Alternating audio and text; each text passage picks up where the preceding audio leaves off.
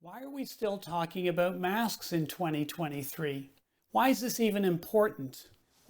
Well, a warm welcome to today's talk. And it turns out that these masks we wore for such a long time are actually completely useless, as indeed are these paper ones that we also wore for a long time. So they don't seem to do anything at all, according to the data. And as well as that, they make your glasses steam up. Well, pandemics, whether due to influenza, COVID-19, or other viruses, happen periodically. And if we don't have a definitive answer on whether masking is helpful for these viruses and in what situations, the general population may be mandated to wear masks when they're not actually going to be beneficial. Today, I'm going to present the best data we have here on Medicine with Dr. Morin. I'm Dr. Keith Morin, a consultant in internal medicine. I want to present two Cochrane reviews. Now, Cochrane reviews are considered one of the best in evidence-based medicine. The medical community considers them to be the gold standard due to their methodology, thoroughness, and transparency. Now, despite this, both of these systematic reviews were heavily censored. Now, they looked at properly done randomized controlled trials in their research, not observational studies. Will these reports finally give us some definitive answers on masking?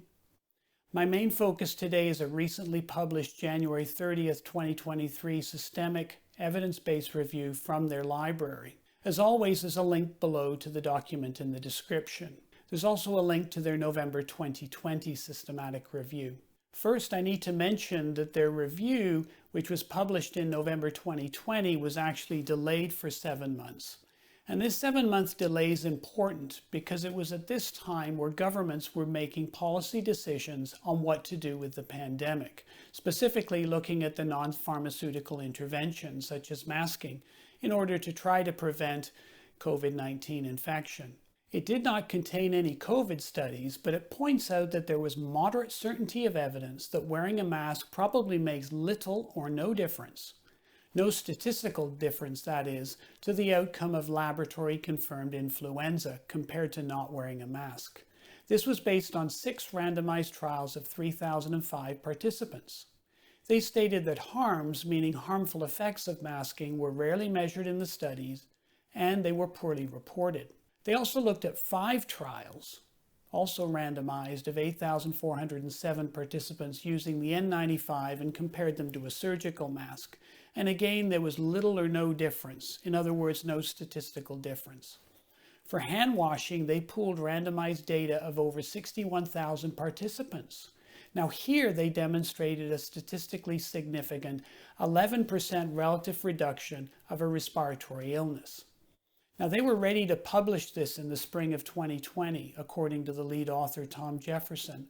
But the heads of Cochrane actually held this publication up for 7 months before it was published in November 2020. After this, they found themselves being censored. They were censored by social media companies, and here's an example of this on Instagram. It was very troubling for me to see this happen. Censorship of physicians and medical researchers, including myself, has been present throughout the pandemic. Calling the Cochrane's research to be misinformation when it's clearly high-quality evidence-based information is just not right. Many countries were convinced by non-randomized, flawed, biased, observational studies to create mask mandates with the perception that it had to do with appearing as if they were actually doing something. But if you're going to do something, you want to do something that you know is going to work based on evidence. That's how we do it in medicine. Now, unfortunately, good quality randomized studies with masks to prevent COVID should have been done. I've talked about the 2 main randomized studies for masking in the general population in other videos. The bottom line is that the Danish surgical mask study showed no benefit, and the Bangladesh study showed no benefit of a 3-ply cloth mask and marginal benefit of the surgical mask, although subsequent review of the data demonstrated that the randomization in that study was not ideally done, so there was some degree of sampling bias. So you saw medical experts initially at the beginning of this COVID pandemic saying masks were not helpful. And of course, this was based on the high quality data that the Cochrane collaboration had previously reviewed. Then subsequently, they flip-flopped in many countries, leading quickly to strong recommendations for masking, then mask mandates, all in the absence of good quality randomized controlled trial evidence. All of this, of course, was been done without proper studies. Recommendations to mask a 2-year-old or the 6 feet 2 meter rule, that's not based on any evidence. Certain situations did not make a whole lot of sense, of course, such as walking into a restaurant with a mask on, but then taking it off to eat. And of course, wearing it on a plane, but taking it off to drink and eat. Masking young kids in daycare, but then allowing them to take their masks off for their naps for an hour or two was another of many examples. My last example, I'm not suggesting that young children should wear them while sleeping, but many in the general population found these sorts of things to be very hypocritical, and rightly so. It's very difficult to force people to do things when there's no evidence, and that's why you saw a lot of resistance from the general population. Some people will say that the absence of evidence is not evidence of absence. But in the Cochrane review, as I will review, we've got evidence, albeit perhaps not as robust as we all might like. But this is simply because research around the world was severely lacking, and the people that should have promoted the research did not. This is one of the many pandemic mistakes that I highlight in my video, the top 10 pandemic mistakes, which I made quite a while ago, last year actually. Now, talking about the Cochrane most recent review of January 30th, 2023, again, they only looked at randomized controlled trials here, and they were investigating physical interventions for COVID-19. And in their review, they didn't look at any observational studies. And of course, the problem with observational studies, and you see a lot of this, it's that when you try to look back on what's happened and pick out two groups, let's say masking versus no masking, but it can be for anything else, you try to make the groups similar. You control for variables like age, health, and other covariates that you think are relevant. But the problem is, especially with the masking, is that people who mask, they behave completely differently than people who don't. They may be more likely to stay home, avoid interactions with people. They may be more likely to work from home. When they get sick, they may be less likely to test. And so behaviors can be very different. And this is why we need studies where people are randomly allocated to masking versus no masking and look forward into the future to see who gets infected and have the same criteria for testing. This update that I am talking about included 11 randomized controlled trials with 610,000 participants, and they looked at surgical masks compared to no masks, N95 masks compared to medical masks, and then hand hygiene again compared to control. The hand hygiene, once again, as you might imagine, showed benefit. Now, when they looked at surgical masks compared to no masks, there were 12 trials there. And they noted that wearing masks in the community probably makes little or no difference to the outcome of influenza-like illness or COVID-like illness to not wearing a mask. And they had moderate certainty in the evidence. They also looked at wearing masks in the community to prevent lab-documented influenza or lab-confirmed SARS-CoV-2, i.e. COVID, infection compared to not wearing a mask. And again, they found little or no difference with moderate certainty evidence.